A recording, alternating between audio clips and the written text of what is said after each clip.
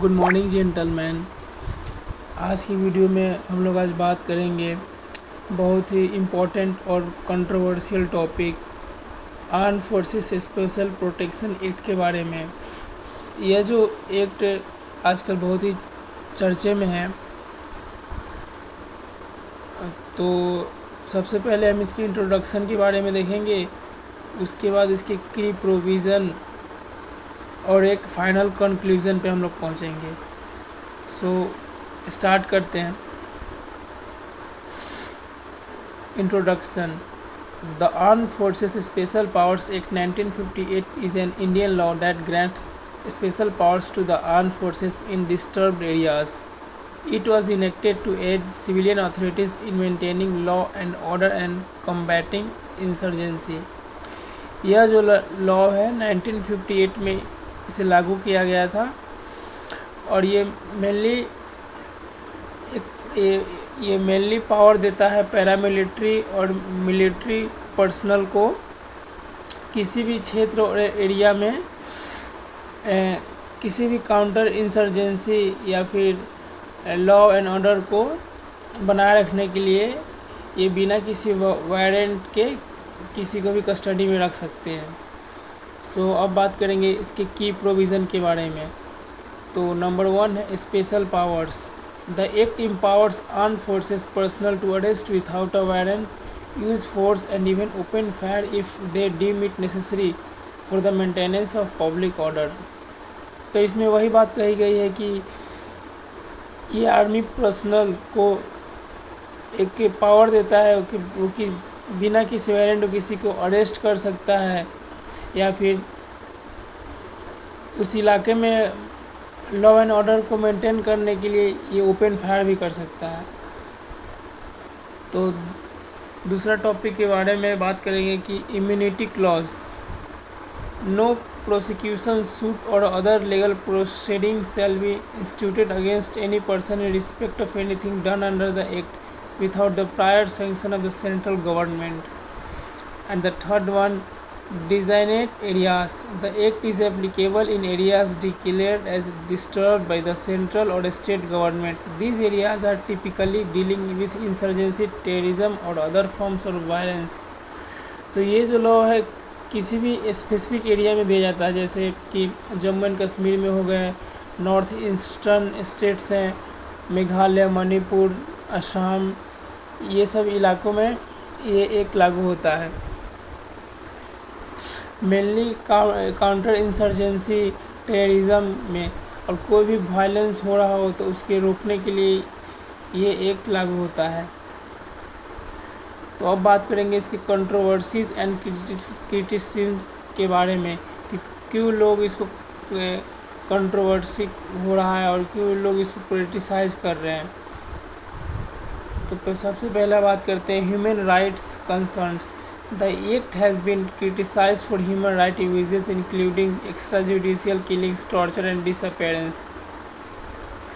तो इसमें सबसे पहले बात की गई ह्यूमन राइट कंसर्न्स। तो इसमें ये कहा जा रहा है कि किसी भी इंडिविजुअल, किसी भी पर्सन के ये एक बेसिक राइट को उल्लंघन करता है, जैसे किसी को भी टॉर्चर करना, किलिंग करना, किसी को भी गाली देना। तो ये लॉ में ये नहीं है कि किसी को भी आप बिना किसी वारंट और बिना किसी सबूत के आप किसी को नीचा नहीं दिखा सकते और फिर इसका इंसल्ट नहीं कर सकते। तो दूसरा के बारे में बात करेंगे civil liberties. Critics argue that AFSPA infringes upon civil liberties and provides unchecked power to the armed forces leading to misuse।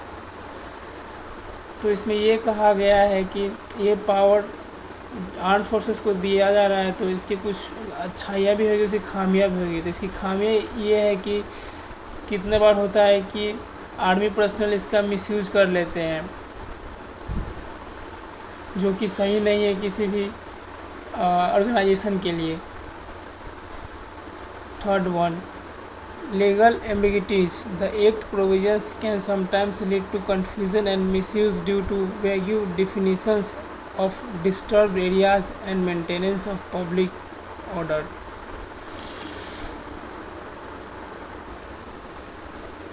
Supporting perspectives. Necessity for security. Supporters argue that AFSP is necessary to combat insurgency and maintain security in areas where normal laws are insufficient. तो एक तरह से ये सही भी है कि किसी भी ऑर्गेनाइजेशन को ये अगर पावर मिल रहा है तो उसका अगर सही से इस्तेमाल करे तो सही है। अगर मान लीजिए कोई भी कहीं भी वायलेंस हो रहा है तो वहाँ पे उस समय आप ऐसा थोड़ी करेंगे कि आप जो भी आपके हायर ऑफिसर है उनसे आप जाके परमिशन लें, उसके बाद कोई भी आगे का प्रोसेस करेंगे वायलेंस में। तो उस समय आप ये फ्री रहता है कि आपके जो मन में आ रहा है एकदम एग्जैक्ट आप डायरेक्ट वो कर सकते हैं।